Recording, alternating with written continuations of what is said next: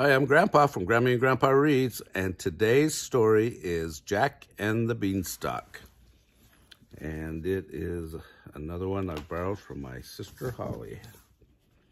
It is by Modern Publishing. I love these fairy tales. Fun to read fairy tales. Jack and his mother were poor farmers who lived by selling their crops until one day when there were no more crops to sell. All they had left of value was their cow, Buttercup. "Take Buttercup to the market today and sell her," Jack's mother said sadly. "But be sure you get a good price. It's all the money we'll have in the world." Jack roped Buttercup and took her to town. On the way, he met a man sitting by the side of the road. The man offered to trade a magic bean for Buttercup. Jack took the magic bean quickly before the man could change his mind. Later that afternoon, Jack returned home, skipping merrily. "Look what I got for Buttercup," he told his mother proudly. "It's a magic bean."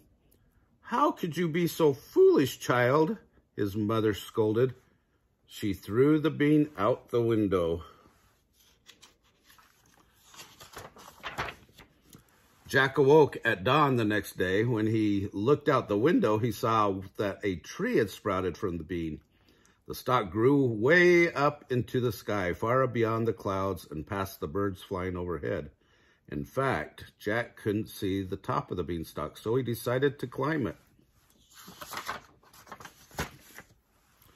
Holding on tightly, Jack climbed higher and higher until he could see the entire village below him and above.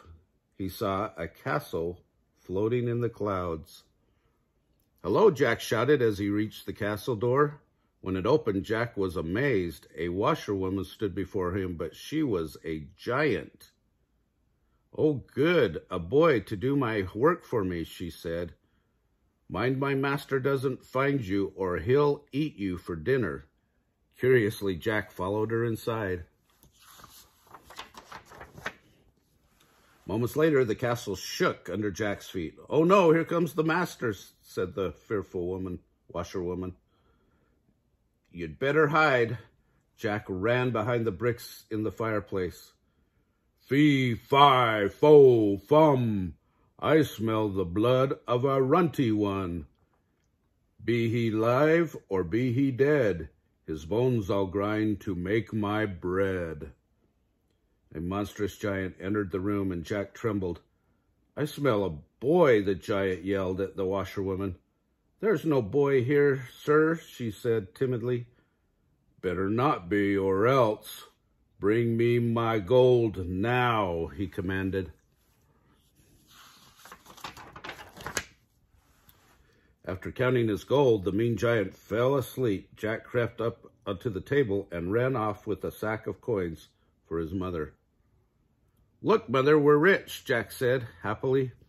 Then he told her about the beanstalk, the enchanted castle, and the ferocious giant.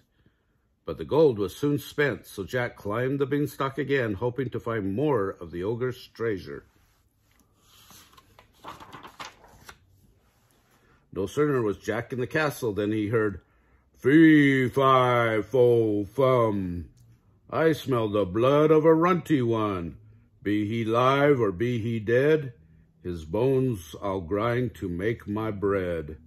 Jack hid while the brute searched nearly everywhere. "Bring me my hen now," demanded the giant tyrant from the washerwoman. Once again, the giant sat at his table, this time with a squawking hen upon it. To Jack's surprise, he saw the hen lay an egg of solid gold. When the wretched giant fell asleep, Jack took the hen and hurried back down the beanstalk. But when the hen died, Jack climbed way up the beanstalk to the castle yet again. "Bring me my harp now," heard the miserable giant order. The meek washerwoman brought the golden harp that told the giant the secrets of the universe. When the beastly giant fell asleep, Jack crawled onto the table and grabbed the harp from within an inch of the monster's hand.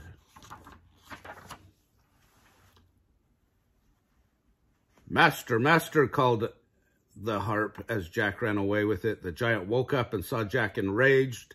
The giant chased Jack to the beanstalk, waving his spiked bat furiously and narrowly missing Jack with every crush. Jack ran to the beanstalk and began to climb down. The angry giant was right behind and getting closer. "Mother, mother, bring an axe," shouted Jack as he reached the bottom of the beanstalk. His mother came running to save her son from the vicious giant. Jack chopped through the stalk. He barely got out of the way before the giant crashed to the ground at his feet. The earth shook so from the landing that Jack was thrown up into the air, and the giant fell into a deep hole never to be seen again. With the wise advice of the all-knowing harp, Jack and his mother became rich and never wanted for anything ever again. Aren't those fun fairy tales? I always hear them a different way each time, so I always find them interesting. Remember to like our video down below the screen. Give us a big thumbs up, and make sure you subscribe to the channel. Thanks.